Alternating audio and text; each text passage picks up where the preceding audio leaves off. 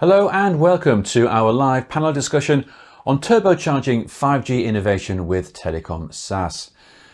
Communications, services and technology play critical roles in our personal and working lives, and this is driving unprecedented demand for reliable, secure connectivity that can support a wide range of consumer and enterprise applications. This combination of 5G connectivity and cloud-based services empowers communication service providers to unlock new monetization opportunities, automation and agility by driving new digital experiences for their customers.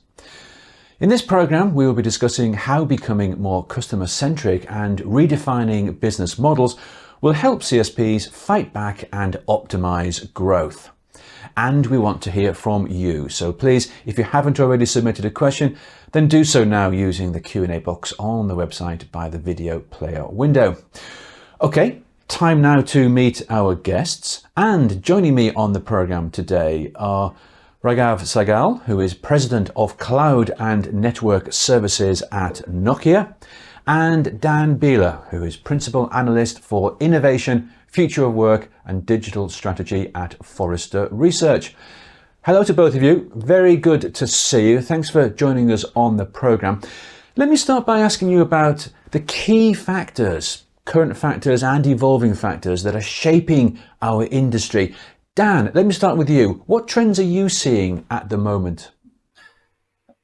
Well, at a very high level, at a macro level, if you like, we do see that customer expectations are playing a much greater role in terms of the kind of digital services that they expect. And this has a knock-on effect on the demand for connected products, of course. So the impact on enterprises for connected-based solutions is growing significantly.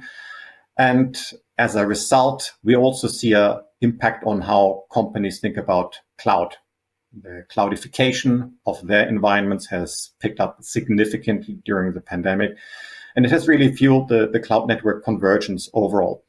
And there is the migration into the cloud, the migration between different cloud environments, the selling of cloud services directly, but also the optimization of cloud environments. And there are different elements that have an impact on how carriers should think about their network infrastructure environment, for instance, the edge clouds, where it's very much about providing scalable and application-aware network components. But it's also about embracing cloud-native software that is required to deliver microservices and software-defined infrastructure, and also to help build open API factories. And then, of course, we need to mention the platform dynamics, the digital marketplaces, if you like, for the B2B context, the B2C context, but also the C2C dynamics that are emerging out there. And not last but not least, it's very much about also enabling the designers, the app developers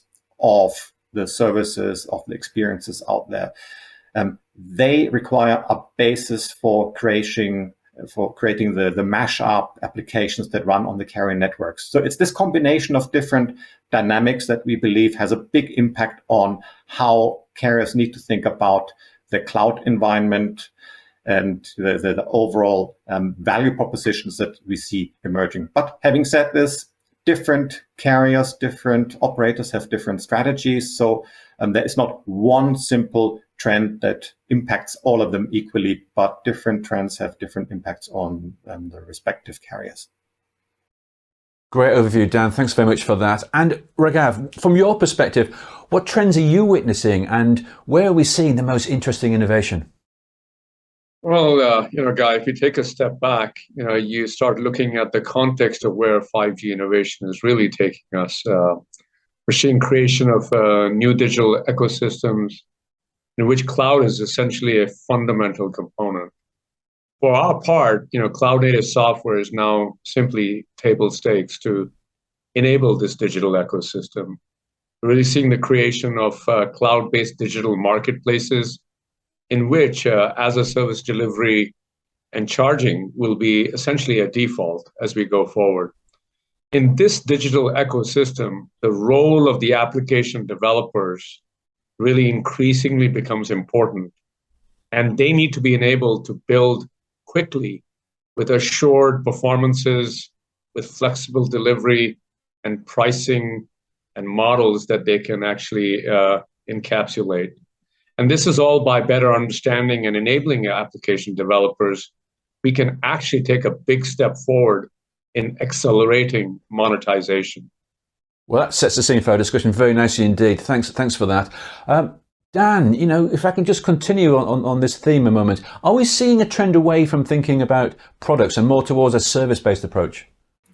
Yes, absolutely. We see that right across the board, not just in the telco industry, that there is a shift away from the traditional product mindset where it's very much about focusing on price and quality towards delivering value more and more around the concepts of delivering great services and ultimately also greater customer and employee experiences. And this matters enormously because this obviously has an impact on how you need to think about where you develop and deliver value as a provider.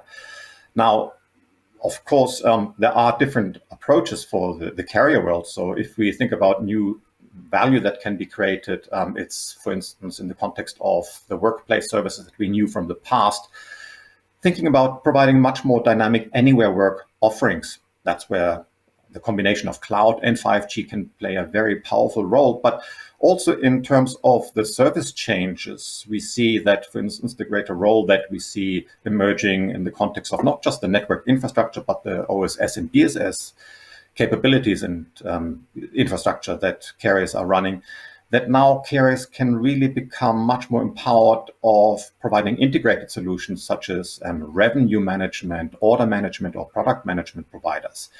And then, of course, there is the issue of network slicing, which is not strictly linked to 5G. Of course, it has been around before, but network slicing does offer a much more powerful tool for carriers to think about stakeholder-specific offerings or very use case-specific offerings that will play a much more important role going forward in order to deliver these services and experiences that I was talking about.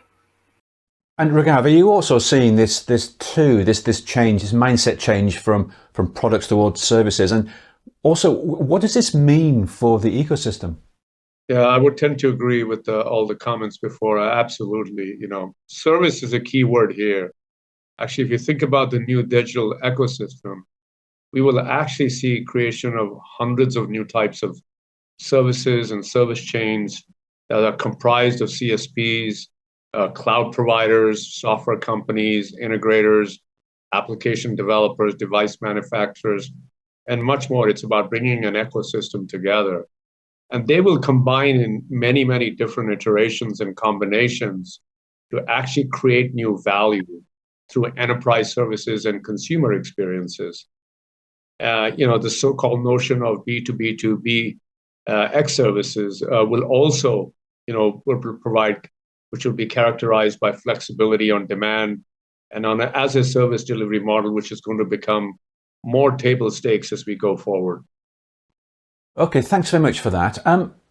Well, we've covered the basics of our discussion, really. So let's move on a little and let's take a closer look at the issues around value creation and the acceleration that's needed to achieve this.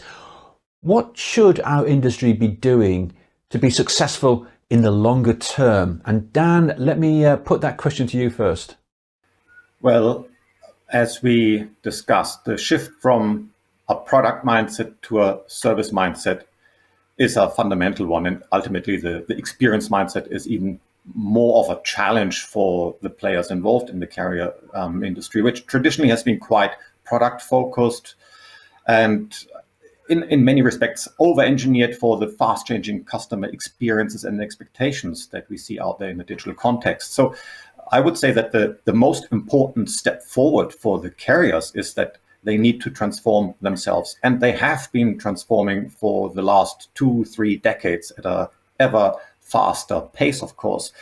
But what we do see is that if you're now stepping into the arena of providing cloud providers or cloud network infrastructure providers, in addition to the more traditional telco services, this really requires a different scale of capabilities around being able to operate in a more agile fashion, having a much stricter control over your cost base, being able to scale up and down your solutions much more effectively, having a better grip on providing cybersecurity solutions in a cloud context, being able to deliver innovation at a much speedier level, and also providing a greater simplicity of the fairly complex infrastructure that is in place, because there will always be some legacy component. So these different capabilities that I just outlined, they require a significant shift in how the carriers need to think about their own operating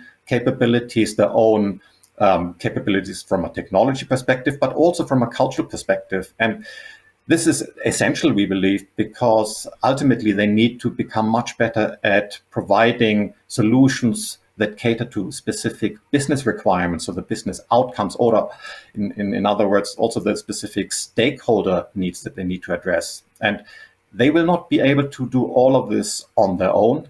Very often they need to work together with other players, other partners as part of ecosystem environments. Thanks very much, Dan. Yes, it's the partnerships and ecosystem again there. Raghav, let me ask you the same question, because you spoke earlier about the table stakes that are required to get into this game. But what should our industry be doing to be successful in the long term? Yeah, Guy. I mean, if you think about it, the ecosystem development is going to be crucial as we go forward. And quite frankly, no one will actually do this alone. It's just not, possible to do that. And if you just start thinking about, edge computing, the digital ecosystem really, really comes together at the edge cloud, where you have to actually deliver the cloud infrastructure, the network, the edge stack, latency, and a plethora of applications that actually, and connecting to devices. A good example, actually, if you think about it, is the metaverse or Web 3.0 experiences. And actually, no single company will actually own the metaverse by itself. Just the cost, the scalability, security, speed, simplicity. This is all going to be a team sport that will require all of us to work together in a very open environment. And on our part, what we are focused on is developing this notion called what is called network as code, in order to be able to expose the network, as a piece of code to the ecosystem participants, and essentially allow the network to be very programmable by the ecosystem, by the digital developer. And this is what we're going to do by making it available as a service. And so, SaaS is going to be what we believe is going to be a key enabler of network as code, to be able to connect the ecosystem, the digital developer, to the network. And the network will move from what we call is a connectivity play to a capability play, exposing the network capabilities into the ecosystem. Thanks, Raghav. Well, this brings us nicely on to talking in more detail about SaaS. Now, software as a service is not a new concept. It's been widely adopted by enterprises and IT departments for the last several years now. Dan, let me ask you, given the unique nature of communication services providers, what are the best practices that CSPs can adopt to start this successful journey? Well, first of all, we believe that you need to think about the innovation part slightly differently. So rather than having the typical waterfall approach to innovation, we believe that it's important to embrace aspects of open innovation where you pursue cross-divisional collaborations, for instance, between different teams in your own organization. Could be the chief marketing officer working much more closely with the chief technology officer, but this really goes for all sorts of different departments. In addition, of course, you need to think about embracing open collaboration, with partners in the more traditional sense, maybe software houses, hardware houses, and so on, but also between the carriers themselves, we believe there is a need for greater collaboration.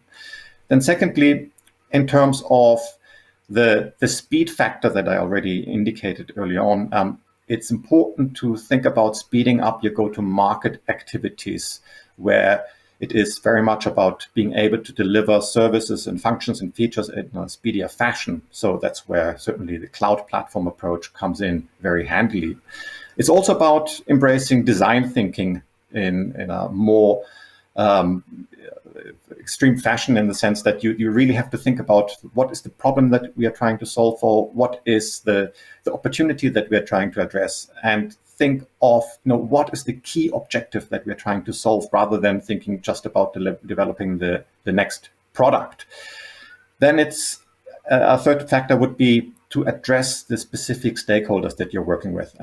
What is very challenging in the cloud context is that you will have different stakeholders that you need to address simultaneously, and many of them will sit outside the tech team. So you need to adopt a language that is understandable to someone in marketing or product development in order to sell your solutions more effectively, your 5G solutions more effectively.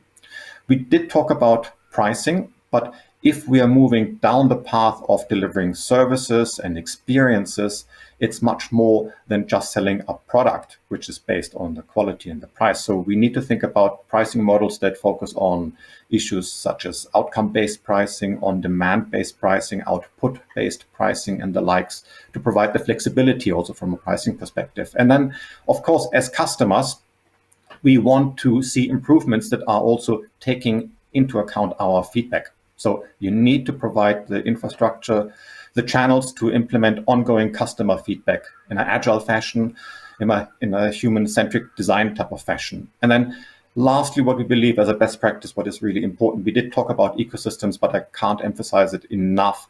You need to think about participating in ecosystems that are popping up in the 5G space, in the cloud space. Maybe we could mention here the 5G AA, which is very relevant in the automotive space, or the 5G ACIA, which is very relevant for issues around connected solutions and automation. Maybe, for instance, in the manufacturing context, very much they are playing very much a role here. So I would say these are some of the key factors, the key best practices that we see that are important to keep in mind. Good advice there for CSPs, thank you.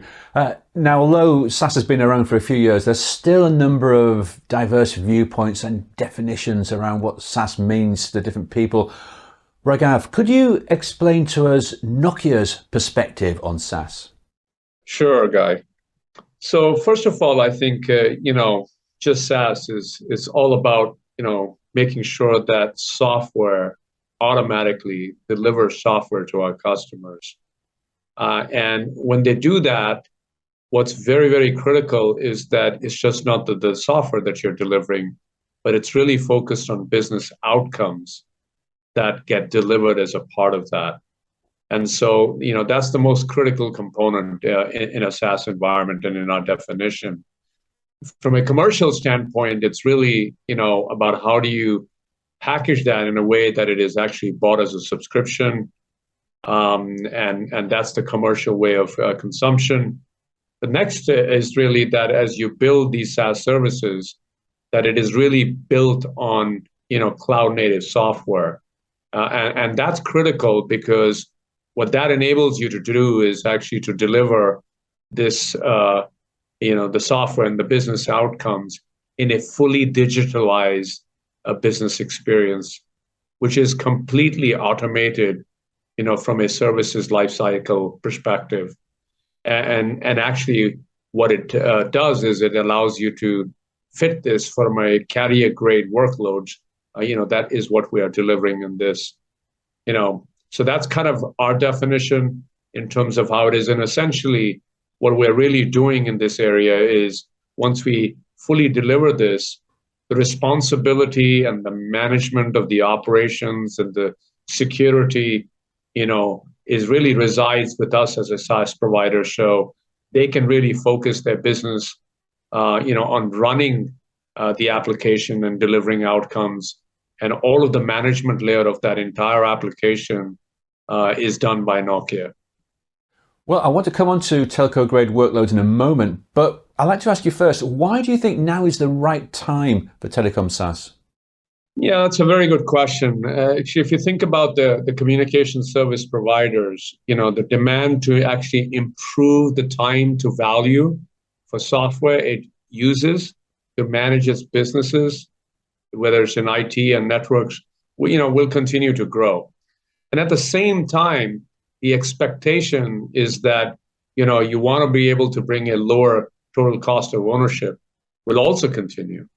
And SaaS provides this right combination of rapid time to value with an on-demand access, and also lowers the TCO with a pay-as-you-go approach or pay-as-you-grow commercial model. So this is what's really, really critical, which is why we believe this is a good time. And so now more than ever that, the technology is available for, the communication service providers to realize this time value and the total cost of ownership balance that you have to be able to maintain. And in recent years, we have gradually separated or disaggregated the software from networking hardware devices so that we can actually deliver this time to value in a much more rapid manner. And can you tell us a little bit more about how we need to expand our definition of SaaS from IT SaaS to include telco-grade workloads? Yes, as we all know that in the IT world, the workloads, compared to a networking workload is, much simpler to actually manage. And these are typically managed through what is called O&M, and which is operation administration and management. And these are typically often very customized business and operational systems and networks. We have to make sure that we can actually take into account the fact that the requirements on the network side are far more performance, latency. 4 nines is not good enough. It needs to be, 5, 6, 7 nines in terms of availability. And so there is a big difference in terms of what you're delivering on the IT side in terms of workload to what you're delivering on the network side of workload. So you have to factor in these additional capabilities that you have to be able to deliver in terms of business continuity around those latency, security, and performance requirements. So they're fundamentally different from that perspective, and that you have to cater for. So does this mean that your SaaS solutions are purely for communication service providers, or are they also available, and will they also benefit enterprises and digital native companies? When we build a SaaS platform, our SaaS platform has the ability to take any kind of workload, be it an IT workload or a network workload. The IT workload, as I said, is a much simpler to manage because in the IT workloads, the demands are very different to the demands on the network workloads. So we are building what is called the technology platform, the SaaS technology platform, and the SaaS business platform. And these platforms have the capacity to take workloads all the way from IT workloads to AI/ML workloads, to very network-centric control plane, user plane, ultra-low latency, which is required at the absolute edge of the network, can be all run on a single platform in itself. So we are providing a platform approach where we can actually bring the convergence of IT and network workloads onto a single platform. And that boundary between IT and network is really, really starting to blur, where it's very hard to tell where does IT start and stop and where does the network start and stop. So you cannot keep these workloads in separate areas, and you have to make sure that you're able to bring these workloads in a much more uniform environment because they are very interrelated in terms of the services that these workloads deliver. Great. Yes, a very clear explanation. Thank you so much for that. And Dan, what about Forrester's view on Telecom SaaS? How does Forrester estimate that it will solve the challenges and the goals that we've been discussing?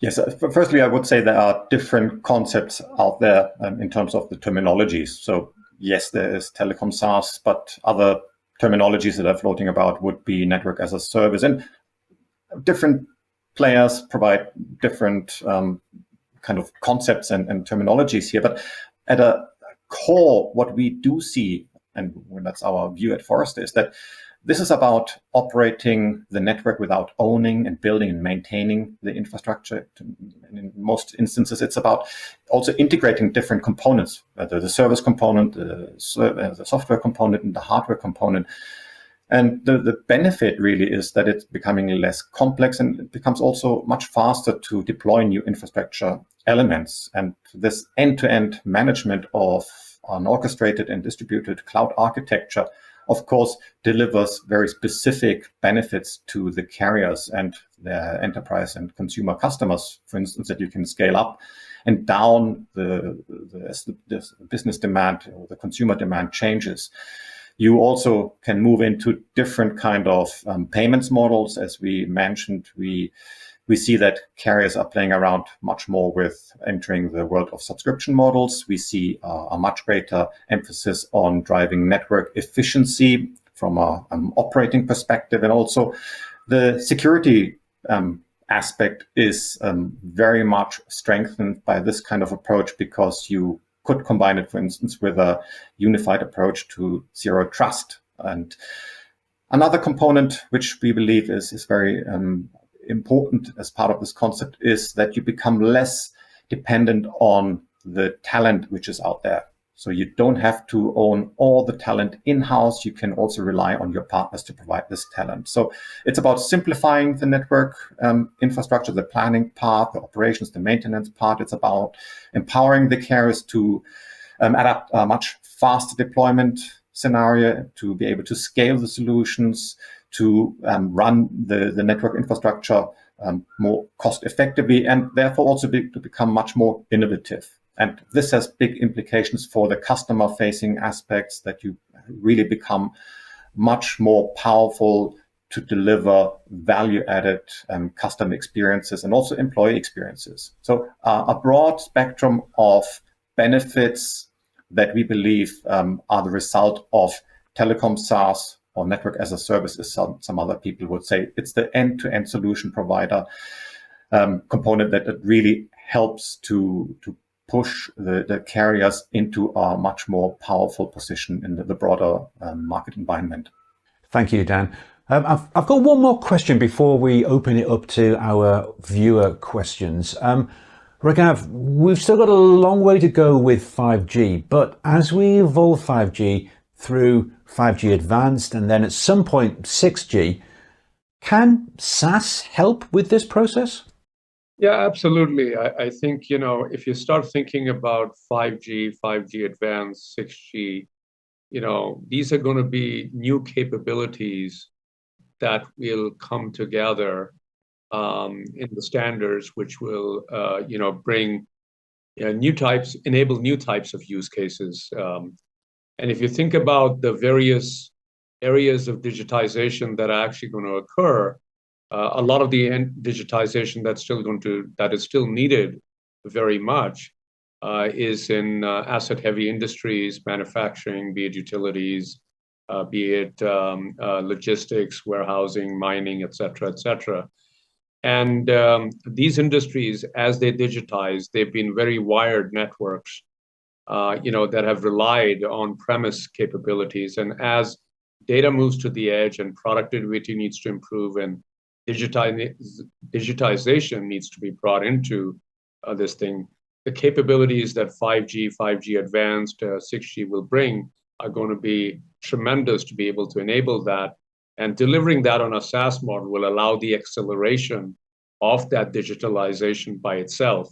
So I think, as these technologies advance, the combination of SaaS with these new capabilities provides a tremendous advantage for us to continue to drive digitization and productivity improvements, which will be kind of very necessary as we move forward. So, Raghav, all this is very encouraging, but where should communication service providers start their SaaS journey? First of all, if you look at the IT industry, SaaS has been very, very successful and for many years, and so it's a proven model that it can drive success and innovation, and it's just a better model to consume capabilities, and we've talked about that. If you start thinking about a network environment, there still needs to be confidence that needs to be built by the CSPs to be able to rely on a SaaS environment. And so the way we look at it is that we actually essentially break up the workloads that, kind of, are inside a telecoms environment. And those workloads are typically, you have the IT workloads where you run your OSS, BSS systems. And those are, very easily be able to be consumed on a SaaS model. Then you start to get into different types of workloads, which are AI, ML workloads, and where you need GPUs, TPUs kinds of environments. And we believe that those are also consumable through a SaaS quite easily.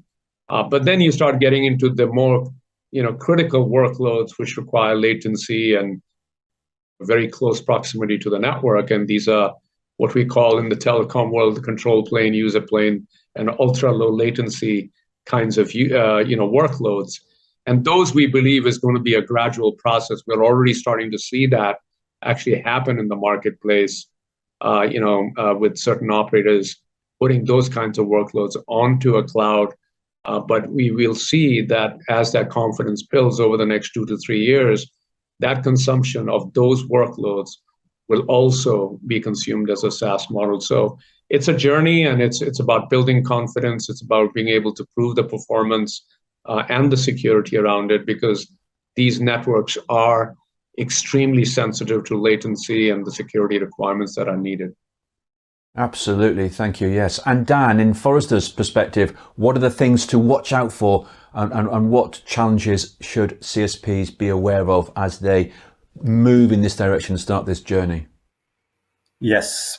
In terms of a high-level conceptual perspective, what we would say is that don't confuse SaaS with cloud, because what we do see is that many people view SaaS more about being about applications, whilst they refer to cloud as the server, software, and database infrastructure. And what this means in practical terms is that you really need to think about ways how you bring together the creative teams that you have in-house, so the design teams, so to speak, and the tech teams, so that they collaborate very effectively in order to deliver the solutions that we talked about that really drive great experiences and also great services that are based on the cloud infrastructure, the 5G cloud infrastructure.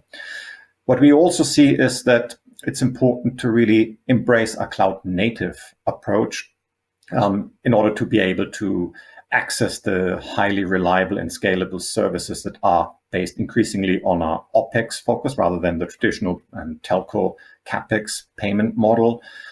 And this requires, in many respects, a different mindset, again, a much more software-centric mindset, which means that you also need to think about how you design your network infrastructure together with your partners in a more agile fashion, and that you adjust it depending on where the customer expectations are going. And then automation takes on a different role to the traditional hardware-focused infrastructure, where automation in a software context means that you need to simplify the operations away from the very tedious manual procedures to embrace the greater flexibility and also drive the lower operating complexity. That's a core concept, of course, of moving down into the space of having a cloud network infrastructure.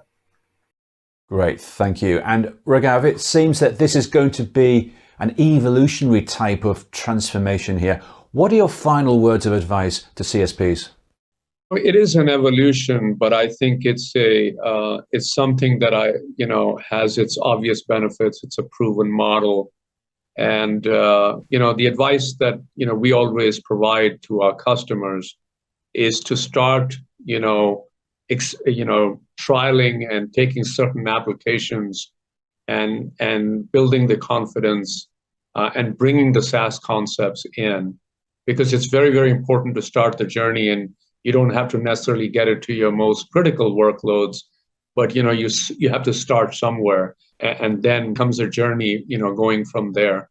So the biggest advice we've given our customers is that this is a model that has been proven out. It'll give you the agility, the acceleration, it'll give you a better operating environment, and to really take it on a step-by-step basis and taking some non-critical workloads and then taking on critical workloads as you build confidence. You got to remember, you have to also build an organization, where the organizational and structures within our customers will obviously change, because you move from very much trying to operate your infrastructure to looking at how you can drive more business outcomes using technology, and so you need to start also transforming your workforce to be much more focused on delivering outcomes and new use cases, as opposed to worrying about just running the technology in itself. So the advice is get into it, step into it, gain the confidence, because in many ways it's fait accompli that this is essentially something which needs to be embraced, and the journey has started, and it's it won't be too long before people will start to go down this trajectory, and that give you a business advantage. So it has all the merits that we've already talked about. So the faster you get to those merits, the better you will have a business in which you can respond with better customer experience and capabilities to your customers. Great advice there. So many new opportunities, but only if telcos approach them with the right strategy, and also do it now.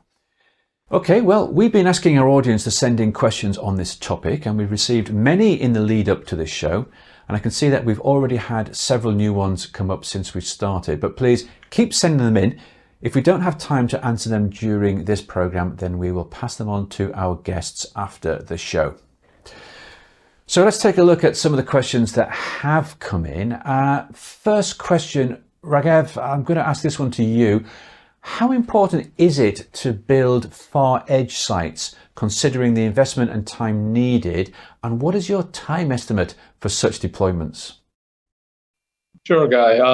Well, first of all, I think it's critically important that that the far edge sites will build, and we see them starting to build, and this has been kind of occurring for the last few years, but we will continue to see that acceleration as we go forward over the next few years. And I think we've recognized very, very much so in Nokia that the industry actually needs this, and it needs it now. And we believe that this is why we have actually invested heavily into what is called private wireless solutions.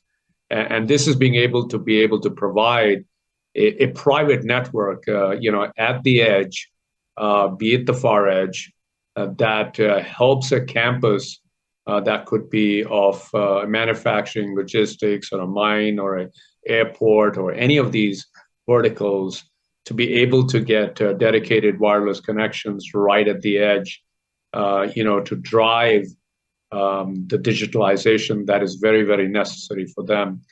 But what we did in this process also is that it's not just about developing a far edge site, but it's about how you bring an ecosystem of applications, devices, different types of access methodologies, be it 5G, LTE, wireless, Wi-Fi, Bluetooth, and then how do you bring applications, and how do you bring an ecosystem of devices, and how do you bring this ecosystem together at the edge? Because it's not just about developing a far edge, but at the far edge, this ecosystem actually comes together. And the way we've approached this to make sure that as these far edge sites develop, we build something what is called mission critical industrial edge, and it's a platform which really helps enable Industry 4.0 solutions of bringing the ecosystem I just talked about onto a single platform. And so as these sites develop, we have to think about them, of making sure that we bring these ecosystems together in these far edge sites. And that we can, obviously a lot of information is available on this MX Industrial Edge, on the Nokia website. So it'll kind of give you a better sense for how we see this evolution. We've got another question in here that's seeking some clarification. So Raghav, I'm going to ask you this one. We've got 5G standalone with a 5G core, and we've got 5G non-standalone with LTE. Is there any distinction in service between Telecom SaaS for 5G SA and Telecom SaaS for 5G NSA? Sure. Well, if you think about our SaaS portfolio vision, it can be actually described as it's a very comprehensive, solution, which is described of having, there are kind of four stages in our SaaS portfolio. First of all, it's about establishing a SaaS market credibility with new service offerings, which essentially augment existing networks and related network services, such as service management and orchestration can be performed. We've started, this journey and launched actually 9 services in the areas of analytics, security, network management, and, monetization. And this is enabling a complete digital and an automated experience for orchestrating the network as a service. And we will begin with the 5G SA core, and this can subsequently even move to the 5G NSA core. And so whether we're delivering in any one of these services, it doesn't really matter, because what we're really trying to do is to, regardless of the SA core or the NSA core piece, really empowering an ecosystem of partners and developers to expand on the Nokia network services as if they were a platform. And this is where we are creating new value and new end, customer services, which can be part of a distributed value chain where multiple partners and solutions, come together and can actually consume this 5G SA core or 5G NSA core capabilities, as a piece of code inside the application. And so this is how we've been approaching it. There is obviously, if you go down the pure 5G SA core, you have the ability to take all of the latest enhancements, but there are many, many use cases that don't necessarily need all of the 5G core capabilities. And there are some 4G capabilities that can also drive certain use cases. So that's how in the NSA piece, you can actually mix and match these services as well. So, so really there's no distinction in services from that point of view, but there is an ability to consume the network in a different way. Thank you, Raghav. And Dan, a question here is addressed to you. It's the $1 million question. How can telecoms operators monetize 5G on a SaaS model? Indeed, it's a very good question. Not least because we hear from customers quite often that they can do an awful lot with 4G. So what is really the answer to monetize 5G? So if we step back a bit and look at some of the SaaS and the cloud dynamics, which is about the scale effects, simplification of the network operations, faster deployment, on-demand pricing, and integration of software, hardware, and services, we see that this is really very much about providing the flexibility that operators need to launch new services. And where 5G use cases really come in is that we believe that you need to pitch these 5G use cases much more around the outcome and the experience-based offerings that really matter to the respective recipients of these services. So the customers, the employees. Think, for instance, of dynamic workplace solutions, which in the constellation of 5G with SaaS would be anywhere work solutions. Or think of very industry or process-specific IoT solutions, which could be, for instance, smart port logistics offerings, or on a more granular level to support process mining as part, for instance, as data analytics activities. And we just heard about the sporting events. So here we see that a lot of media companies are, for instance, looking at providing temporary 5G solutions to support different media experiences, sporting event experiences. And that's where the combination of 5G functions and features and the SaaS capabilities really work together very effectively, very nicely, so that you can develop new value propositions in order to monetize the combination of 5G and SaaS. Another one for you here, Dan. Why do you think SaaS provides a better total cost of ownership for a long-term project and not just a better solution for the first 2 years of a project? Again, a very good question. And what we do hear from enterprise customers in the cloud context is that it's not really so much about cost savings or so, but it's about gaining flexibility to deploy different solutions, different features at a much greater speed. And the total cost of ownership is, yes, it's about the purchase of an asset, but it's also about the operating costs over the asset's lifespan. So it's the repairs, it's the upgrades, it's the training, the support and security and so on. And the TCO of SaaS, therefore, in a carrier context, should be thought of as a different layer of aspects that need to be taken into account. There is the customer experience layer, where it's about being able to provide much faster deployment scenarios of network functions and features. There is the employee experience aspect from a carrier perspective, where it's about simplified and less complex infrastructure management, which of course also benefits the enterprise employee. Then there's the operations aspect, where it's about reducing the reliance on particular skills and talents out there that you need to develop and manage a digital infrastructure. It's about also providing better cybersecurity. I mentioned the zero trust model. And then, of course, there's the financial component. So if you have lower asset ownership, this potentially gives you a higher return on assets. And also, we talked about the scalable solutions aspect of the overall approach to Telecom SaaS. And this, of course, is about the shift away from CapEx to OpEx. And this, in turn, then has implications for the operating free cash flow that you can generate. So importantly, we believe it's important to look at the broader picture, the different aspects that make out the overall total cost of ownership, rather than just zooming in on the cost savings opportunities. And that's where we believe that SaaS and Telecom SaaS in particular offers some very attractive options for the carriers to think very differently about the network infrastructure and the solutions they can provide with this network infrastructure to their customers. Good to know, Dan. Thank you very much for that. Well, unfortunately, we are out of time now. So thank you to both our guests and also to our audience for sending in their questions. And as I said earlier, those questions we didn't have time to answer during the program today, we will make sure that they get seen by our guests. And for more information on Telecom SaaS or any of the topics covered in the program, then please just follow the links on the website. For now, though, thank you for watching and goodbye.